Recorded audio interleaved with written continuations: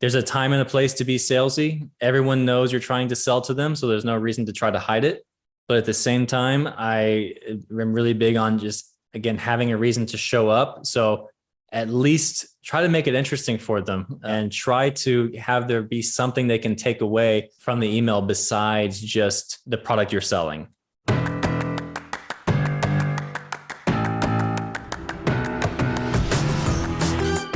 Welcome to the Marketing Expedition Podcast, an auditory journey through the latest in marketing, branding, and advertising. Now, here's your Marketing Expedition guide, Ray Allen. On this week's episode of the Marketing Expedition Podcast, I get to speak with Kyle Stout, and he's the founder of Elevate and Scale, a leading digital marketing agency that helps seven-figure product-based entrepreneurs elevate their brand and scale their growth. Kyle is an authority on how leveraging email marketing can vastly increase revenue by improving customer retention, increasing average order value, and driving repeat purchases. And he started his career in digital marketing back in 2013 as a freelance copywriter, where he honed his skills in brand storytelling and email marketing. He started Elevate and Scale in 2019, specializing in email marketing and e-commerce for businesses. You're in for a treat. Oh my gosh, he has dropped so many good nuggets that you're going to want to continue listening. But before then, it's time for our Marketing Essentials moment, the basics that you need to help you build your brand and your bottom line. In this week's topic, I want to talk about culture and branding. Branding starts from the inside out with your employees, the people that you work with every day who are a part of your brand. And ideally, they would be in alignment with your brand, and they vice versa. They choose to work for you and your company because they're in alignment with their ideals. So thinking about who you hire, how you hire, what values you bring, and how you can use those to your advantage when you're hiring, and using employer and employee marketing. So thinking about how you can position yourself when you are trying to recruit new employees. It's all about marketing too. So this is a journey that we all have to consider. And if you haven't quite hired people yet, this is something that you can think about and consider when you want to hire your first hire, or if you're about to bring on somebody new. What kinds of values do they have? How do they live up to those values? What kind of stories can they share with you when they tell you about their values? And asking those culture questions when you want to hire that next person that's going to work for you and represent you inside and outside of the company, internally and externally. And I like to call our people our new shareholders. Not necessarily the sense of shareholders in a company that you could traditionally think of shareholders, right? No. These are our new shareholders because they're the ones who have the power to share. They hold the power to share about your brand, to share with others that they might want to recommend that you hire too. Sometimes our greatest asset and our best referrals come from our own people who then want to recommend other people that they think would be a good culture fit and be able to help you represent your brand and tell that story to others. So think about when you want to continuously build your culture, continuously cultivate that culture, because it's going to build whether you want it to or not. So if you have some input on how you want your culture to be perceived and lived, right? How you can continuously keep that in the forefront of everyone's mind, the values that you live. We went through a whole process of creating our Peppershock principles and ensuring that when we are hiring our next hire, that they fit within those principles, those values that we seek and make sure that are a part of what we want it to be. Now, if the people that you are looking through job interviews and stacks of resumes, getting through that, if you can hire based on the values that you have, then you're going to be able to hopefully narrow down some of the people that you would want to attract to your company to work for. And then think about the people that they're going to represent. If they're going to work with your clients, would you want them working for your clients, with your clients, right? Are they going to uphold that brand story and be the type of person that you want to come through your door? And so thinking about culture and branding together and how they work synonymously together. And then being able to have your employees as your shareholders tell that story out on their social media. We get so much more engagement when our own employees share from the company or share about what's going on. And we get a lot of traction and likes and comments and shares when we share about our own staff. And people know that faces are always a big component to being able to get more engagement. So showing your people in action, featuring them, celebrating with them, celebrations, appreciation, successes, workversaries. We call it work anniversaries, but we like to call it workversaries. When we have people with us for 5, 10, 15 years, we always do amazing things to celebrate and appreciate them. And we want the whole world to know about it, right? We want to share that we have loyal Peppershockers who want to work with us. So I encourage you in your own company culture, look at how you are sharing that brand story with your potential new employees that you want to recruit, and how your employees who already work for you, are they your shareholders? Are they going out and sharing on their own socials? And if not, how come? Why not? Is it something that they just don't want to? Are they embarrassed by sharing that they work for you? If so, then we've got a major problem and a misalignment, right? So think about how you can encourage them to share about your stories and about them and their celebrations and appreciations and all the things that you can do to showcase and kind of show off your brand personality through your people. All right. Let's get into the interview with Kyle.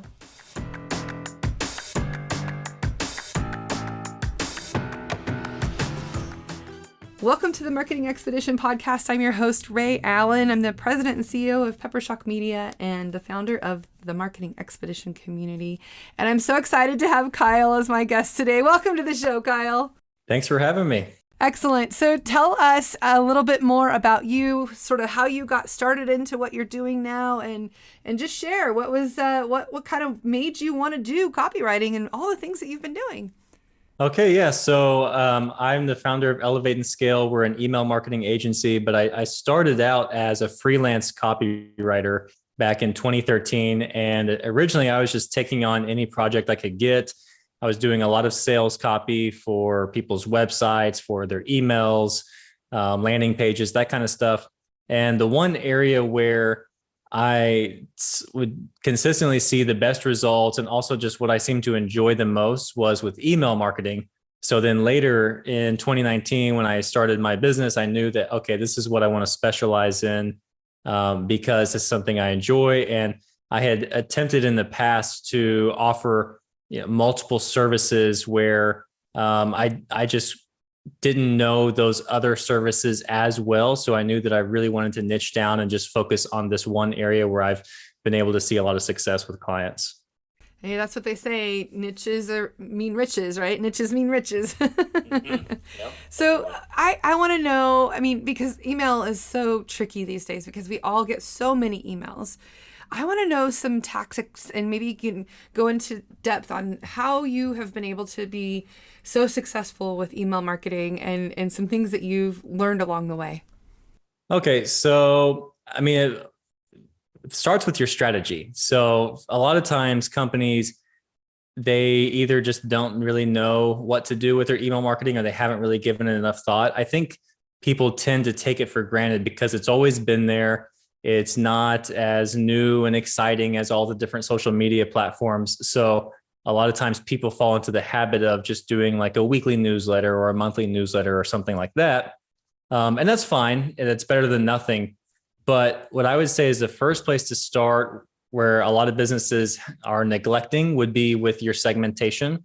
So actually the first place to start would be with your automation if you haven't done that yet. So first we need to separate email marketing into two categories. You have your automation. So all the emails that you've built out that just go out automatically based on actions people are taking. And then you have your emails you send out. So those might be called campaigns or broadcasts, whatever software you're using. We usually call them campaigns. Mm-hmm. So with the ongoing email marketing you're doing when you're sending campaigns out, one common mistake people make is they're sending every email to everyone on their list.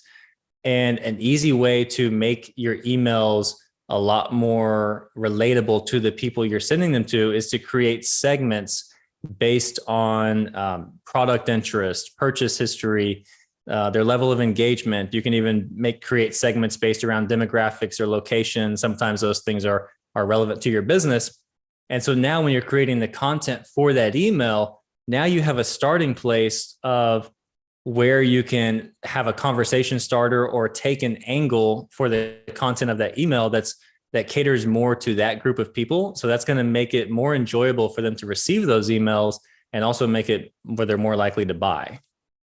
Right. Yeah. I think you really hit that pretty good, where it's making sure that they're getting the emails that they want to receive, that it's the segment of who they are, and the audience that you're going after is, yeah. I mean, I think that's definitely in marketing in general, we want to make sure that we're hitting our target audience. But tell me some of the things that you do to segment out how you go about it, and like how you track it, how you measure it, how it all becomes, just part of what you offer for what you do for your clients.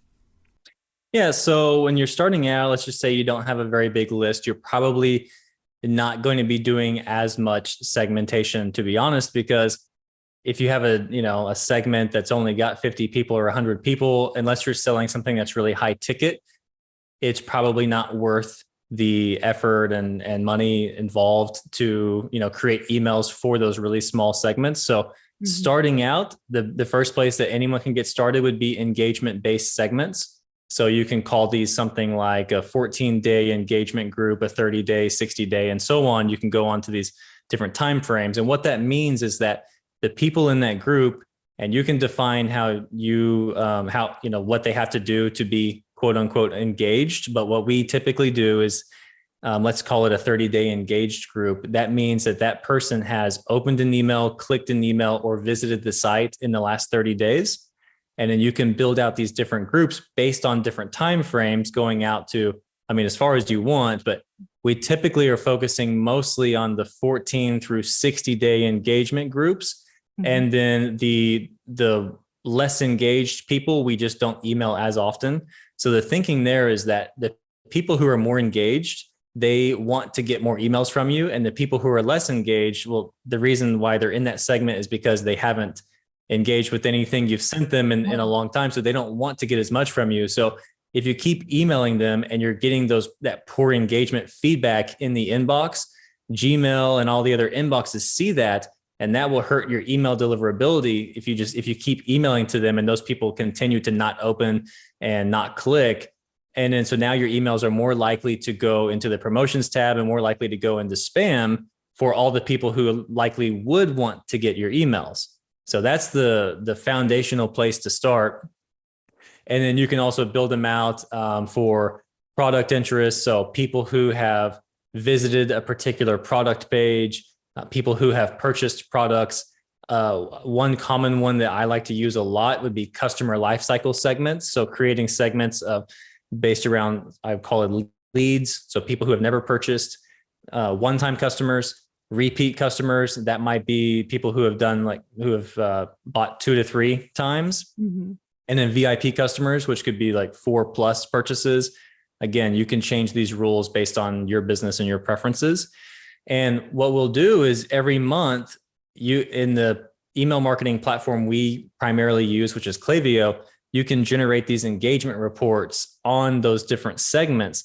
And that will allow you to see not only engagement, such as open rates, click rates, all of that, but also average order value for those segments. So our goal over time is to continue to move people down the line from leads into those VIP segments. And then to also, we're looking at this average order value. So that helps us gauge which types of offers should we be sending to these different segments, because sometimes you'll find that with some businesses, for example, their VIPs might have a much lower average order value than their one-time customers, which kind of goes against what you might think.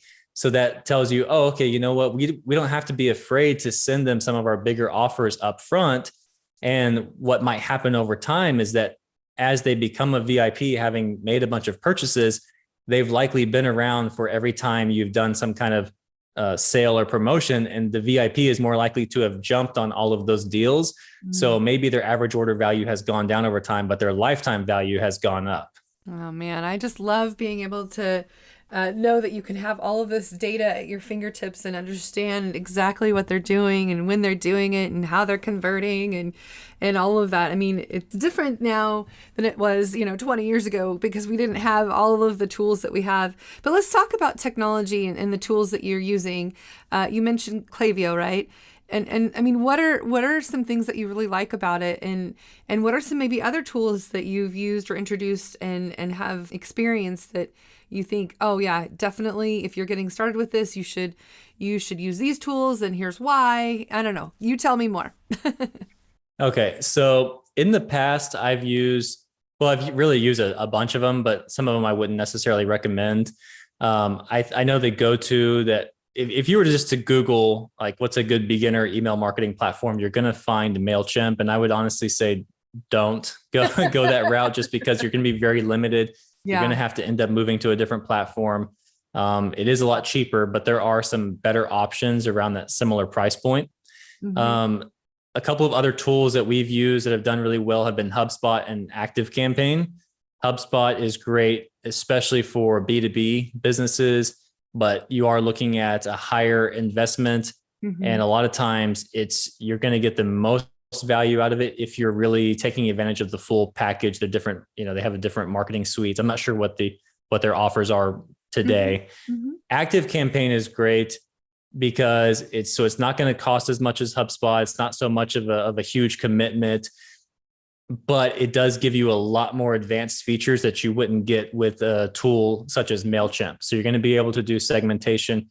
You're going to be able to create a bunch of different automations where you have rules where if someone does something in this email from this automation, then they can leave that automation and now go into a different automation. Or if you send an email out, the same email, you can have elements of that email that only show to this group of people. And there's another element of this. So, let's just say, for example, you have an offer for maybe you're a SaaS business, mm-hmm. and you're sending an email out to 2 different tiers of people, and there's a promotional banner at the bottom. Well, the people who are already in that particular tier, you wouldn't want to send them an offer for that tier. You could send them an offer to the higher tier, mm-hmm. and then the people who are maybe not in that same tier, they would get the other one. So it has a lot of cool features like that. The one that we use primarily just because we're working mostly with e-com businesses these days is Klaviyo.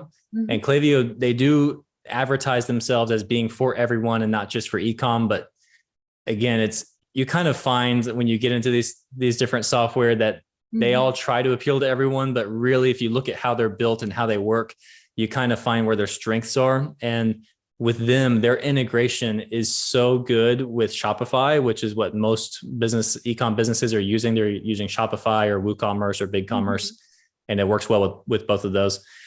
And that's what allows you to do a lot of the automated flows based around the products that people are looking at on a website, their purchase history. It also has some unique abilities to predict things about people because Klaviyo has such a huge user base. Mm-hmm. They don't really reveal how they get this information, but they're able to, first of all, they can predict people's gender pretty accurately. So if you're the type of business where it makes sense to segment people and send them offers based on that, that's something that's kind of interesting. So you don't have to actually collect that information from them.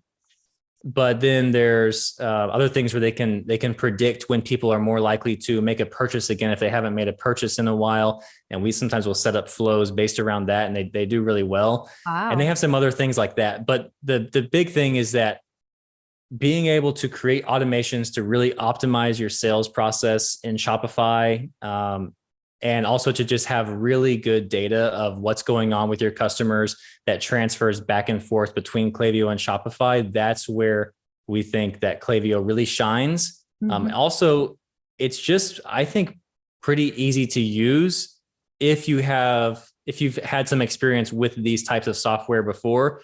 There's definitely a learning curve the very first time you get into any of these types of software.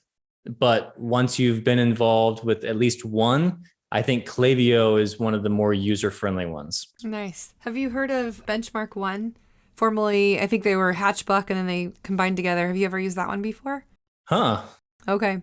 It's one that we started using not too long ago, and so far so good. I mean, we're learning. I mean, any of these have learning curves, but definitely one I would not want to do ever again is Infusionsoft. It's too much. It's Confusionsoft. Exactly. I don't know if you feel that same way, and I'm sorry if anyone else, if the Infusionsoft people are listening, but it needs to be a lot less complicated to me anyway. Yeah, I definitely, I've never liked that one. I don't ever recommend it to people. I'm glad we're on the same page. Benchmark One is an email marketing automation and CRM software that saves you time. It has drip campaigns, autoresponders, built-in email marketing tools, landing pages, pop-ups that help you really create that stellar buying experience with your customers. You can really simplify and get back to doing what you do best, running your own business. So email marketing is not a new concept, but if you haven't found one that works for you, give Benchmark One a try. Go to peppershock.com/offers and select the link there. Okay, can you walk me through a client example? Just, some of the things that you've done. I mean, copywriting such a big, subject lines and how long is too long of an email or short. Just give me some examples with, if you, obviously you don't have to use names or anything, but kind of walk me through how you went about helping them and some of the tactics that you took and maybe some of the, even just the subject line that you used that was so attractive that actually worked really well.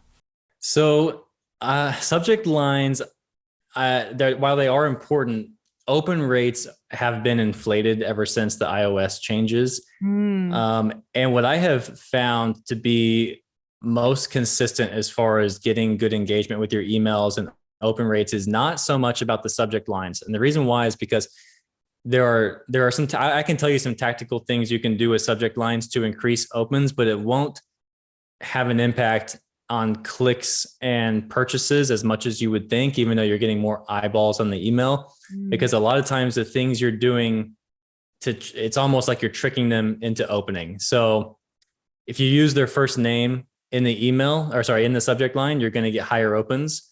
So, but again, you don't want to do this with every single email. These are things that you just want to throw them in there. So if you're in the middle of a series, like some sort of promotional series, I like to do some of these little tricks towards the end when you're just trying to like maximize everything. And also it's just, if people have shown interest in this particular offer and they haven't purchased yet, it's a great way to even get their attention a little bit more. So subject lines that are short, that are curiosity driven, if you use their first name, anything that uses urgency, those are all great for getting opens. Emojis do really well these days. So maybe not for necessarily every single brand, but just something short that's just like, did you see this first name ? And then the eyeballs emoji or some other emoji that kind of expresses either how you're trying to get their attention or what's in the email.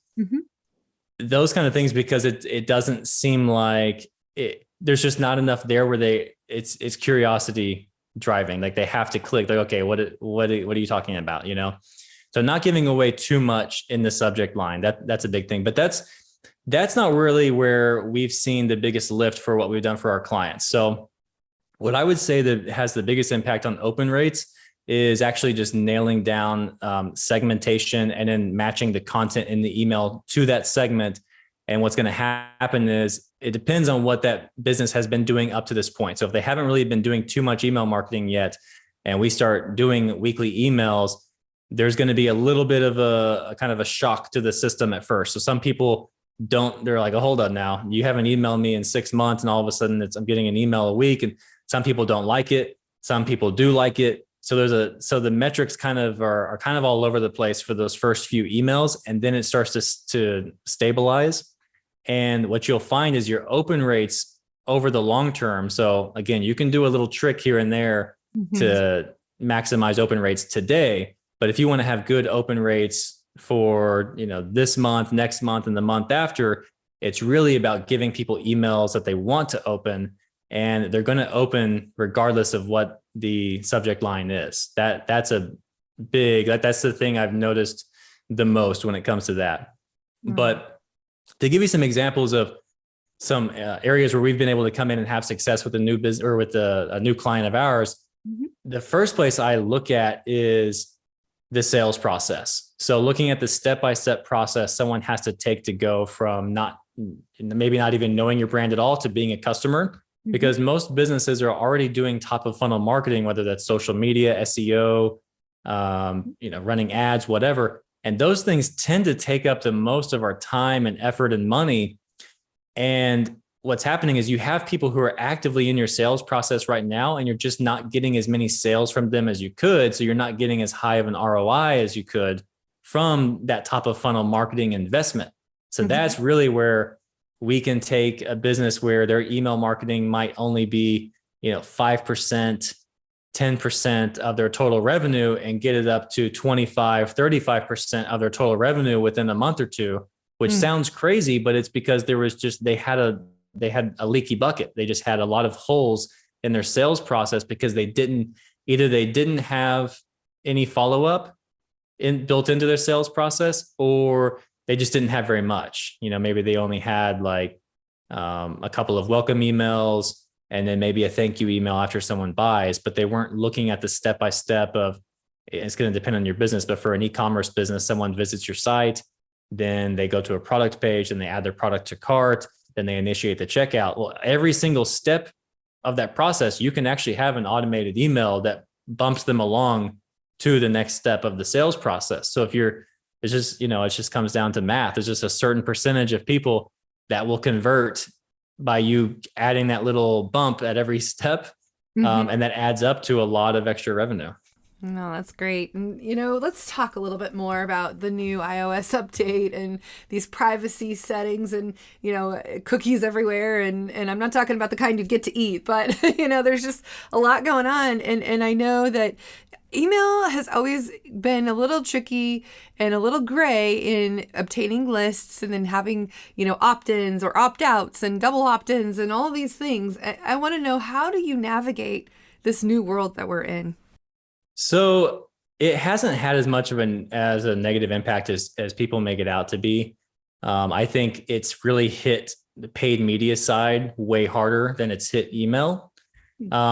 And then, if you're following best practice. So for one thing is that we don't ever acquire. I never recommend anyone to acquire lists randomly. I really think that you should, yes, it's hard to get started, but you should be building up your own list where people are opting in and they know what they're opting into. So that means you need to have a good offer to get people into your list in the first place. So whether that's with e-commerce businesses, the most common thing is just a free or some kind of coupon code, so a discount off their first purchase. And that's a great way to help get that impulse buy for that first purchase from that person. With B2B, it's usually going to be some sort of resource, or maybe you collect their email as part of them getting on the first consultation call, something like that. And then now you can follow up with them. But again, you want to have them opt in and know what they're opting into.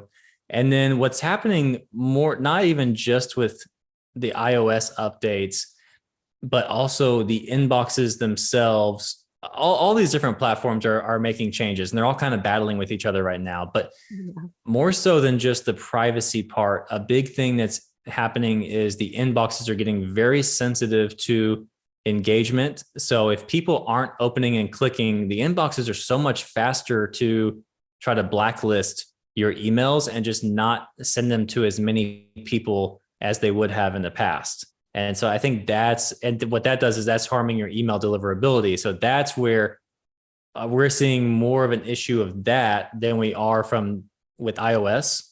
With iOS, the big thing, the most prominent impact that we've seen is inflated open rates, to where now, and what we can do is sometimes we'll isolate the iOS people from people who open on other devices to try to see, okay, what are the true open rates if we take out the iOS people.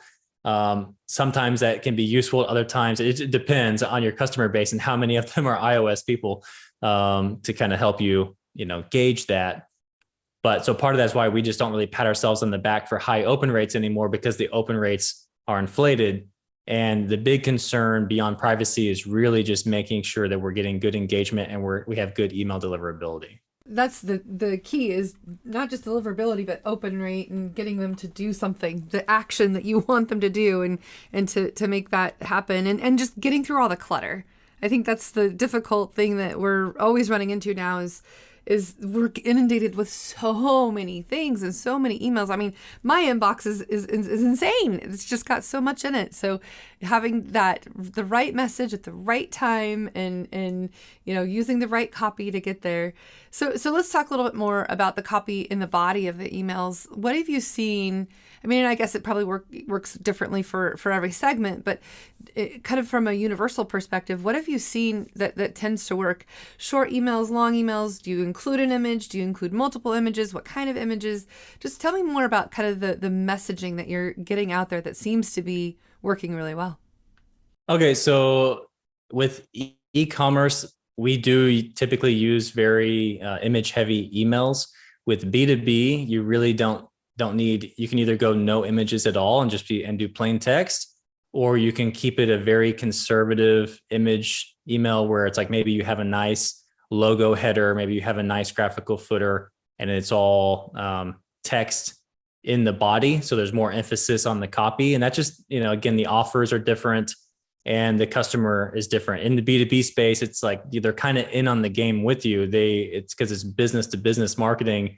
It's a little different. Also, e-commerce buyers are very image driven, which is why e-com does so well on platforms like Instagram. So that's what we do with that. With the content of the email, the big thing is I like to just have a conversation starter. So, and the length of the email, we don't necessarily limit, or we don't necessarily go into it thinking, is this going to be a short or a long email with most of the emails, unless it's, if it's an abandoned checkout email or a browse abandonment email, something like that, where you're just trying to nudge them along, those tend to be shorter. But a lot of the campaigns we're sending out on a regular basis, trying to sell products, I like to have a conversation starter. So it could be something like, so say, for example, if you're selling dog products, you can connect to the season. So let's just say we're in a month where dog allergies are flaring up. So you can have that be a conversation starter where you're talking about that in the email, and then you connect it to the product you're selling. Or another thing could be something we like to do is a myth busting. So we did one on leading up to Valentine's Day this year with a client of ours that sells roses, where we talked about how, everyone thinks that you're supposed to buy red roses for Valentine's Day, but the truth is most women actually prefer pink and yellow roses. And so that's, obviously we're trying to sell roses. They know we're trying to sell roses, but the content, just because we have a conversation starter, there's something there that's interesting or entertaining or educational. That's what makes it where people actually enjoy getting the emails. And even if they don't buy today, they don't make the mental decision to start ignoring your emails today either. So that's the big thing, is I just like to I call it having a reason to show up in their inbox, because like you said, we're constantly getting emails from everyone. A lot of them just feels like the email is just asking and not really offering up much in return.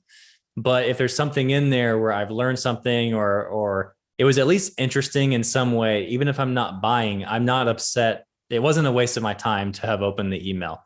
And that's really at the most simple base. Like that's what you need to do, is have a conversation starter.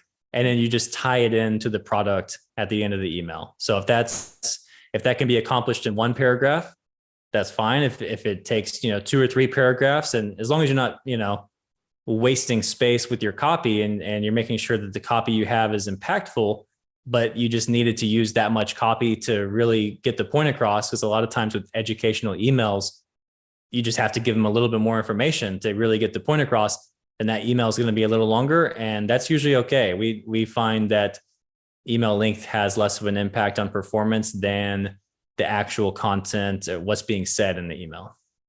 Thank you for sharing that part. I think that's what people have to get. Just practice and try and reiterate and understand what's going to work and what's not, right? I mean, it's an ever evolving long-term goal, and just continuing to test it out and test it out and test it out, right? Yeah, I mean, it's nonstop testing, and that's a big thing. Is so like if they haven't done email marketing, a lot of times it's like you get this idea in your head, you send out one email, and you think that the reaction you get to that email is just the end all be all, like you think that that's how. So let's just say the email doesn't really do very well, and you think, oh well, I guess I'm just not good at this, or I guess my list, they don't like my emails, or whatever. You can't really make a judgment off of the first few emails you send. It's something where you send an email out, you look at how it performed, you look at the engagement, and then you think, okay, well, that didn't work, so let me try something different. And what's going to happen is if you do that for a month, if you can commit to at least one email a week, depending on your business, maybe 2 emails a week, the more you can get that feedback and you can make adjustments, the quicker you will get to where now it's pretty consistent. That certain, let's just say you've got 10 products, but that there's these 3 or these 5 that tend to always do well. These others are kind of hit or miss.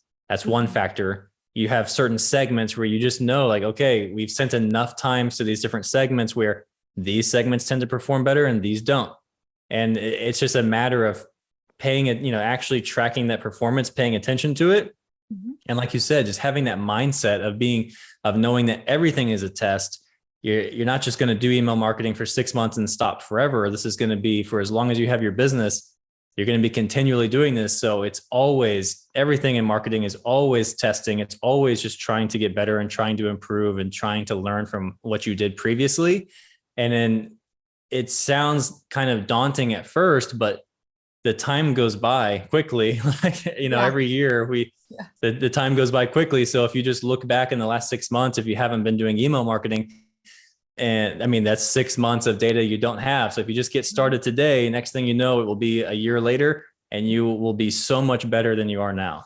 Absolutely. Okay. So real quick, let's talk about some of the things that you should never do, because you mentioned earlier about, we don't want to get blacklisted. So as we're testing, here's maybe if you could give us some things that we should avoid when we're doing email marketing. What do you think?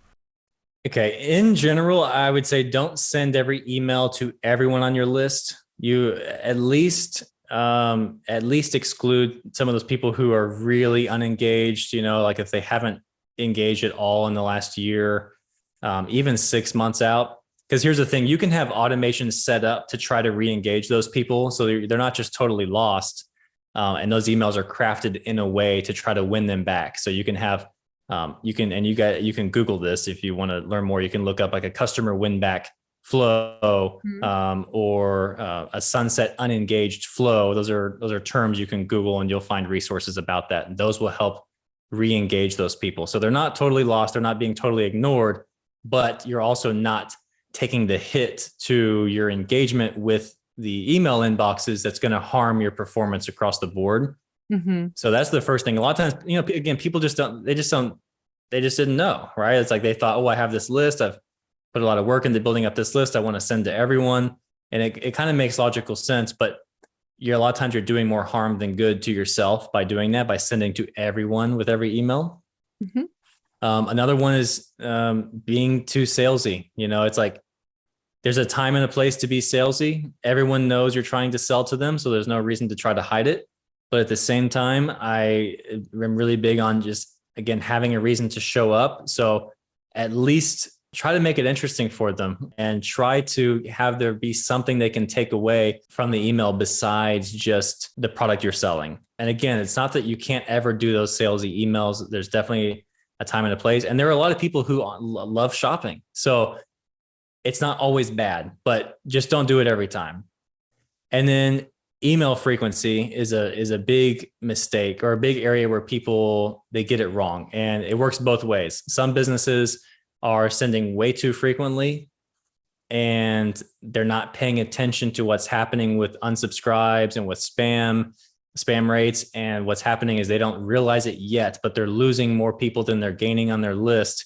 And because the heavy volume of sending is keeping revenue afloat with their email, they're not noticing that. But what happened is that will catch up over time to where all of a sudden revenue starts dipping because you were losing more people than you were gaining. And now all of a sudden it becomes a problem, because not only are you starting to lose money, or you're just not making as much on this particular sales channel, but you're doing damage to it, to your email deliverability, to where now you're limiting your potential in the future. And you can reverse it, but you're going to have to dig yourself out of the hole. It's not a fun process to go through.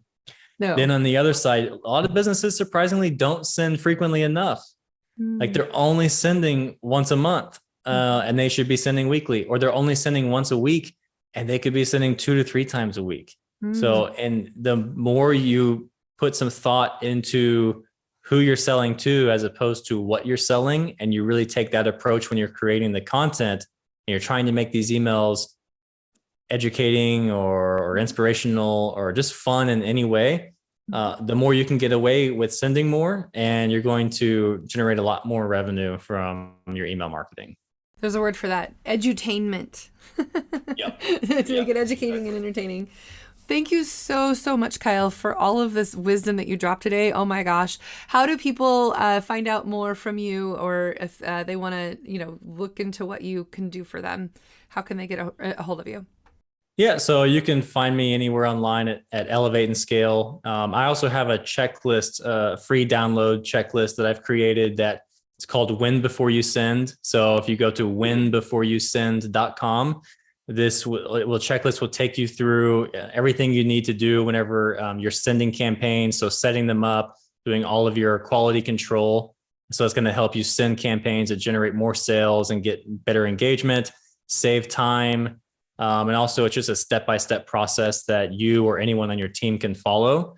And yeah, from there, you can just get more information either on my site or social media. And then you'll get the email address, and then you'll get to send to them. The win before you send. Yep. It's an email carrot, right? I love it. And then you get something in value, and then you get to capture an email. I think that's the organic way to build a list. And then people will get what they want from you. Excellent. Yeah, exactly. Yeah, that's the thing is not everyone wants to hire a team to manage their email, and that's totally fine. So I like to put out. I have a YouTube channel. I like to put out resources just to help people because, for one, it's just fun. But a lot of times those businesses will evolve and they will need to hire people, and hopefully I've earned their trust by then.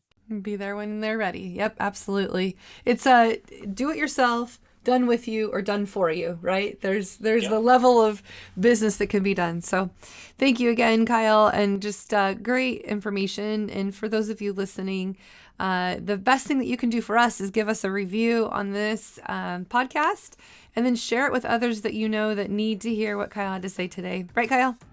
Yeah, yes, please do. Thank you.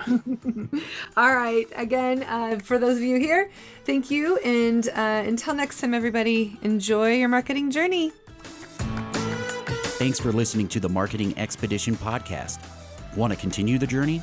Don't miss out on new episodes. Subscribe on iTunes, Spotify, Amazon Music, or wherever you get your podcasts.